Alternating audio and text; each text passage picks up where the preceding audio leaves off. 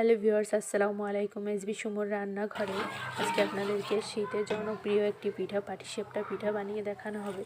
পাটিসাপটা পিঠা বানানোর জন্য মাঝখানে পুরের জন্য দিয়ে দিয়েছি দুধ, দিয়ে দিয়েছি তার সাথে দিয়েছি চিনি, মিক্সচার করে তৈরি করে নিয়েছি। ভিতরের পুর দিয়ে দেব চালের গুঁড়ার সাথে দিয়ে দিচ্ছি আটা, পরিমাণ মতো চিনি, লবণ দিয়ে তৈরি করে নেব ব্যাটার। খুব সুন্দরভাবে ব্যাটারটা তৈরি করে নিয়েছি। এবার পিঠা বানানোর জন্য একটা কলার ডাট নিয়েছি, তেলে ব্রাশ করার জন্য দিয়ে দিয়েছি।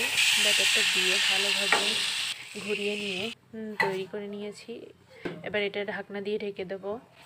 হয়ে গেলে ঢাকনাটা উঠিয়ে মাঝখানে পুর দিয়ে দেবো। এবার খুব সুন্দরভাবে ভাজ করে দেবো।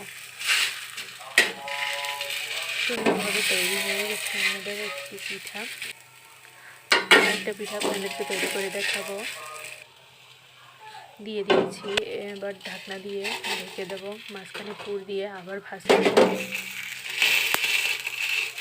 খুব ইজিলি এই পিঠাটা তৈরি করা যায়, খেতেও দারুণ মজা। দেখতে পাচ্ছেন খুব সুন্দর হয়েছে।